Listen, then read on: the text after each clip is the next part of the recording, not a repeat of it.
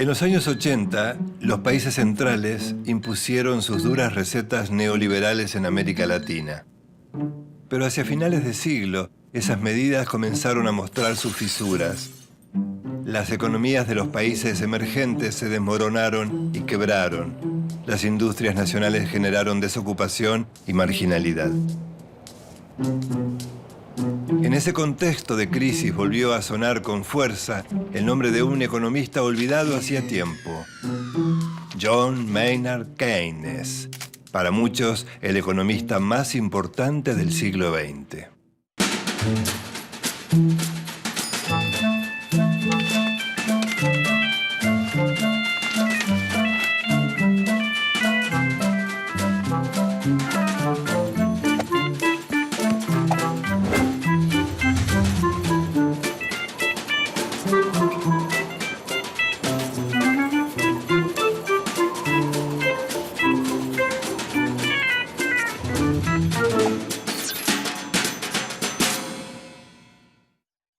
Keynes fue un teórico y académico inglés que propuso políticas proteccionistas y el fortalecimiento del Estado. Sus teorías dominaron la economía entre los años 1930 y 1970. Keynes sostiene que el mercado no se regula por sí mismo, sino que necesita la intervención del Estado. Propone políticas de fomento del trabajo, redistribución de ingresos, subsidios y seguros de desempleo.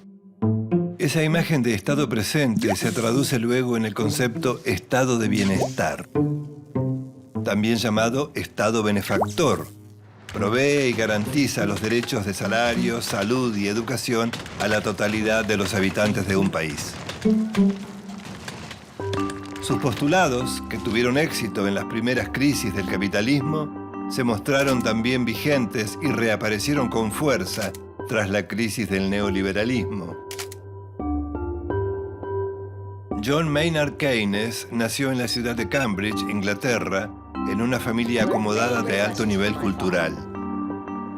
Pasó por las mejores escuelas británicas, donde estudió matemática, estadística y economía. Transcurrió gran parte de su vida entre las aulas universitarias y puestos públicos. Fue un brillante teórico con un gran sentido práctico y le tocó atravesar las grandes crisis del capitalismo de la primera mitad del siglo XX. Keynes propuso soluciones concretas a los conflictos económicos de un capitalismo de posguerra que estaba sumido en la depresión económica y la desocupación generalizada. Las teorías económicas de Keynes surgieron de la experiencia práctica de tres momentos claves del siglo XX. Tanto la Primera como la Segunda Guerra Mundial generaron enormes deudas a los países vencidos. Entre estos dos acontecimientos se produjo la caída de la Bolsa de Nueva York, que dio comienzo a la Gran Depresión de los años 30. En esos momentos, Keynes propuso soluciones que se oponían radicalmente a la tradición liberal, dominante durante 150 años. El liberal Adam Smith, considerado el fundador de la economía moderna, afirmaba que si se dejaba actuar libremente a comerciantes, industriales y bancos, el mercado tendía a equilibrarse. Según el liberalismo, la producción de bienes y servicios y el mercado laboral se regulan por el libre juego de la oferta y la demanda, sin necesidad de ninguna intervención. Habría una suerte de mano invisible del mercado encargada de regular toda la economía, sin intervención alguna de ningún otro factor. Después de la Primera Guerra Mundial, Inglaterra, la economía más grande del mundo, entró en crisis. Esa recesión produjo una aguda caída de los salarios y de los precios. La solución liberal ante el gran desempleo fue reducir los salarios. El gobierno británico además aumentó los impuestos y redujo las obras públicas. También eliminó el seguro de desempleo. La crisis no se detuvo. La moneda inglesa sufrió una devaluación del 26%. El desempleo en Gran Bretaña llegó al 22% y en Alemania y Estados Unidos fue mayor. Ante esta situación, Keynes propuso que el Estado tomara el control de la economía. Pero sus propuestas no fueron aceptadas por la ortodoxia liberal. A comienzos de los años 30, en el llamado Viernes Negro, la bolsa de Wall Street se desplomó. La consecuencia directa fueron 13 millones de desocupados. En este contexto asumió la presidencia de Estados Unidos Franklin Roosevelt. El nuevo presidente puso en práctica una serie de medidas propuestas por Keynes. Básicamente, el Estado debía intervenir para garantizar depósitos bancarios y crear un programa de desempleo. En esos años, Keynes dio a conocer su teoría para estimular la economía en épocas de crisis. Su pensamiento revolucionó las ideas vigentes y escandalizó a los economistas ortodoxos. Afirmaba que el libre juego entre oferta y demanda no produce por sí solo el pleno empleo. El Estado debía intervenir en las políticas económicas.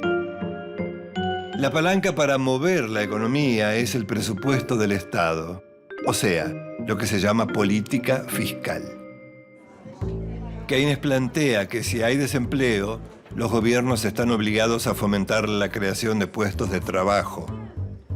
Este argumento se opone a la idea liberal que sostiene que el mercado tiende a regularse por sí mismo.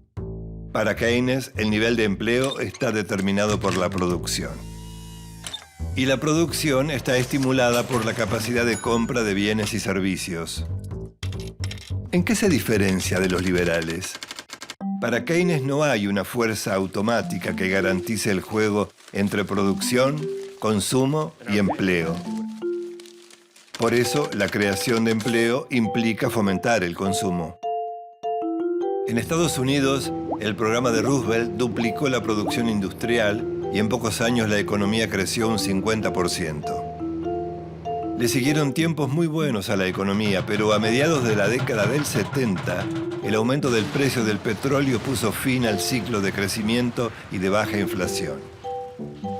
Tras 25 años de relativa estabilidad económica y ante esta nueva crisis, las políticas de Keynes se mostraron ineficientes.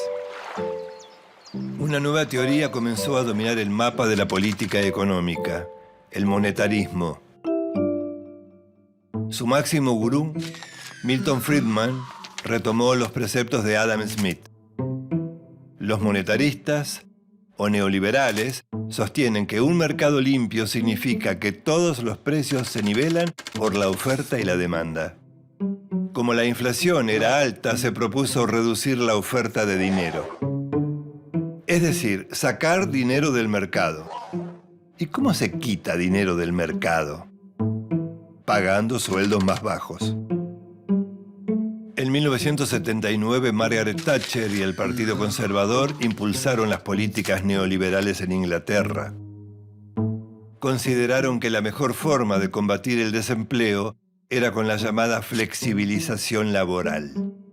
Es decir, leyes más blandas que permitieran bajar las indemnizaciones por despido y recortar los subsidios al desempleo. Friedman afirmaba que un poco de desempleo es beneficioso para la producción y la inversión.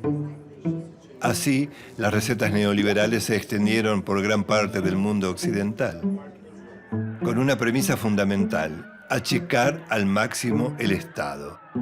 Esto implicó suprimir los gastos que consideraban superfluos, como asistencia social, seguros de desempleo y subsidios. Con estas recetas, la producción de manufacturas de Inglaterra bajó un 10% y creció el desempleo.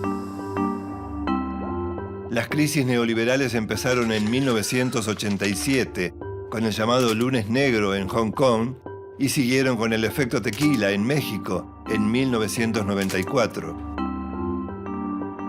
Después del derrumbe de las hipotecas en Estados Unidos en 2008, la crisis se instaló en España, Portugal y Grecia. En la Argentina, el fin de la convertibilidad generó la crisis de 2001, consecuencia directa del neoliberalismo dominante en los 90. En ese momento, la Argentina seguida por otros gobiernos populares de la región, volvió a Keynes. La idea principal fue reforzar la presencia del Estado para proteger a los sectores más vulnerables. Entre otras medidas, la asignación universal por hijo, la actualización automática de las jubilaciones, la incorporación de trabajadores informales al sistema previsional y las negociaciones salariales lograron una rápida recuperación económica y una reconstrucción del tejido social deteriorado por la economía liberal. Esas políticas permitieron sostener y garantizar la demanda y salir de la depresión. A más de medio siglo de su muerte, en 1946, Keynes sigue siendo reconocido como el teórico del estado de bienestar. Cada vez que el capitalismo muestra sus fisuras, el nombre de Keynes reaparece como la alternativa aliviadora. Gracias a su prédica, el capitalismo pudo mostrar su lado humano y la ciencia económica resolver los problemas del hombre de la calle.